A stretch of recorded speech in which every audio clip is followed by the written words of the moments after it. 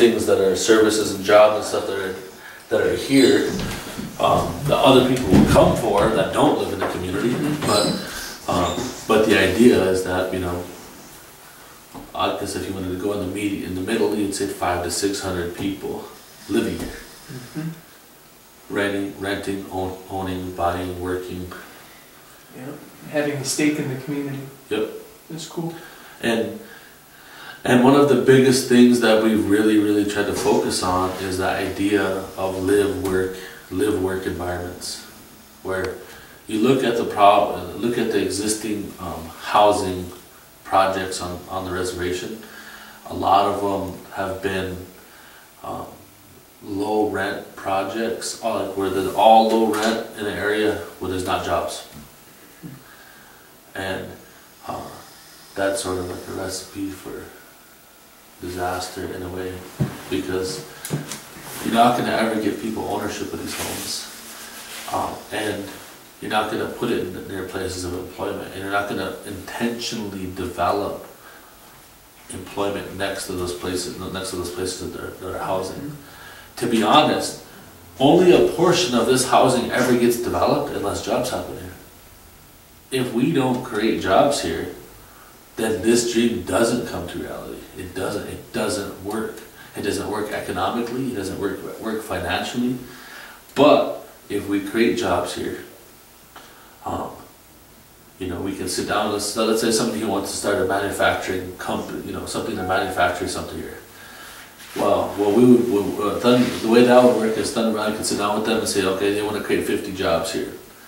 All right, what you're going to run into once you create those 50 jobs is transportation, childcare, and housing for your workers, because those are going to be the top three things that are going to either make your company successful or unsuccessful, because it's all those are issues that all your workers are going to deal with.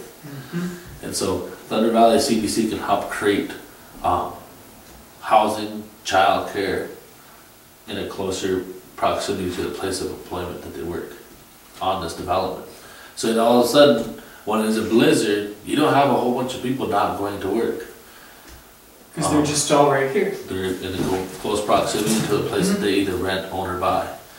And we could have a plan set up for, okay, they shut down the schools. You still want to have workers? Well, the child care has the ability to take on these extra children for that day.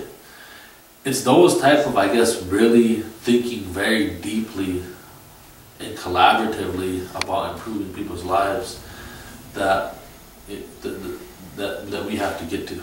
And that's what this project really represents. It represents the opportunity to do that. And what the regional plan is basically saying, okay, Thunder Valley is working on this on a micro level, 34 acres. Well, there's 40,000 people here on Pine Ridge. There's 2.7 million acres. We're at 52 sub-communities. We're the size of Connecticut. And so if we can repeat this 10 or 15 times, then what we're doing is solving poverty. Then what we're doing is addressing the housing need. We're actually beginning to change people's lives. And so the way that I a lot of times talk about this project is sort of like a laboratory of things that work and may not work. But the fact that with this, what we're trying to do here, it can bring up a lot of issues. It can bring up a lot of issues of, of what works and what doesn't work, and we can share both of those things. We can share the things that happen here that aren't successful, to be totally transparent about that and say, hey, here's some things that didn't work here. That's just as valuable as the things that did. That's just as valuable as the things that did. Because there is going to be some things that don't work, and we're okay with that. We just don't know what they are. You know, we don't know what they are. And so that's what this whole project is, you know, essentially about in the long run, is about trying to create solutions that do work. And like this housing research project out here that we're doing, it's the first of 4 houses that are being built.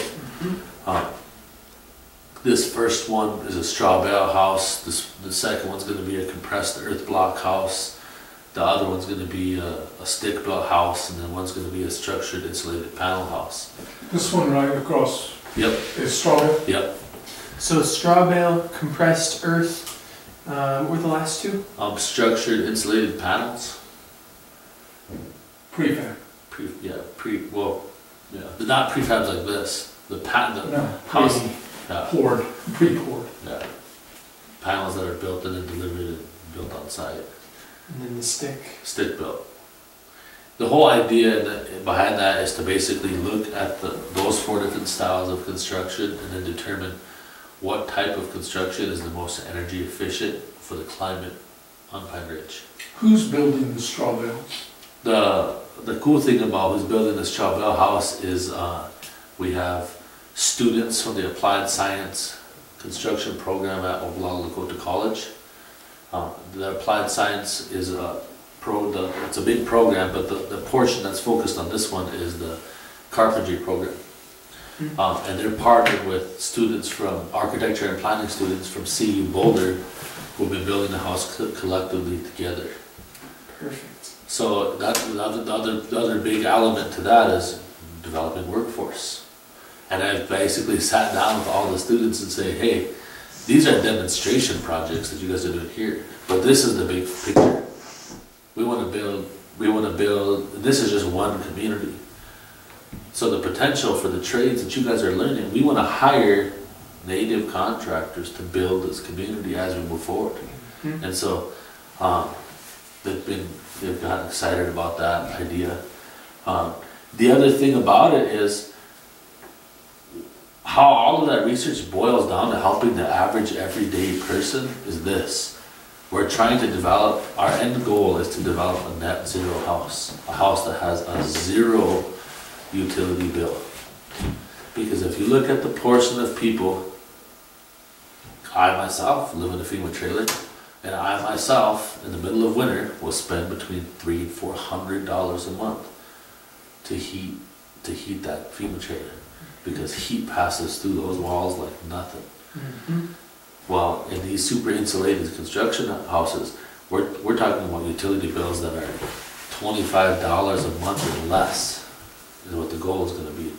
If you take that gap between, even if somebody who's living in a trailer house that's paying outrageous heating and cooling costs, and comparing it to designing a house that's really simple, but super energy efficient, that can meet the basic needs for housing for people, closing that gap with people who believe that they can never own a home, who actually can, that's what this project begins to do. It begins to close that gap and say, actually, if you paid $250 a month or $350 a month on a mortgage, you would actually be spending, and not spending money on a utility in which that's just going to get you by for the next month.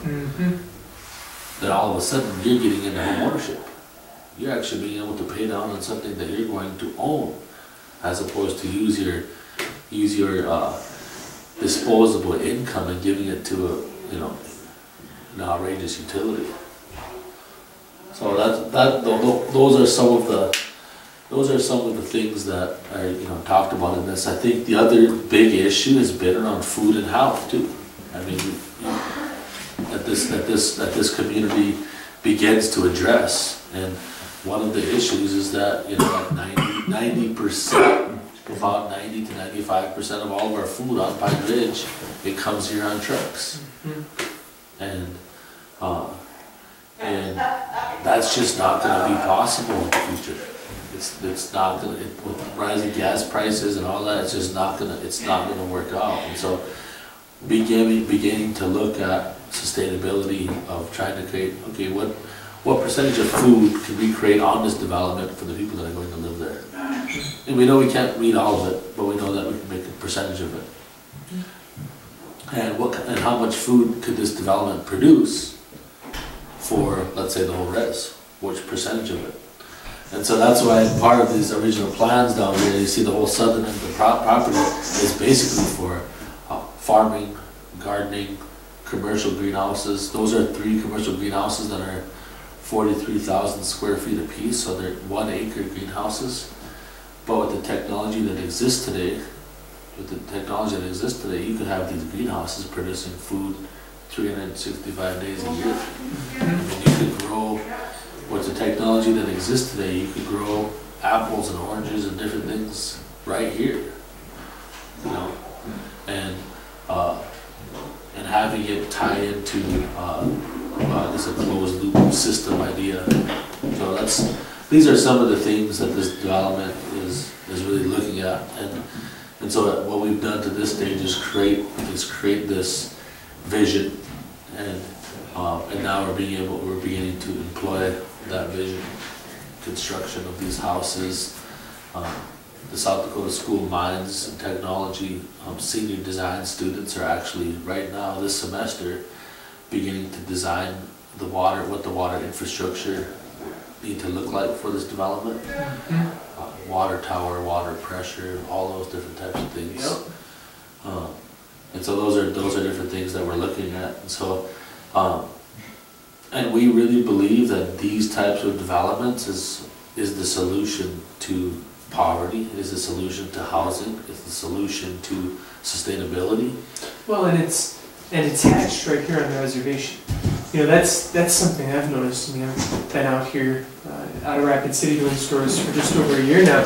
Yeah. And it seems like there's so many people from off the reservation who think they know how to make things better here, how to fix things here. And really, I mean, to have organizations like Thunder Valley, you know, taking those steps here, you know, or with people who have lived here and know this area, you know, it's just exciting, you know? Yeah.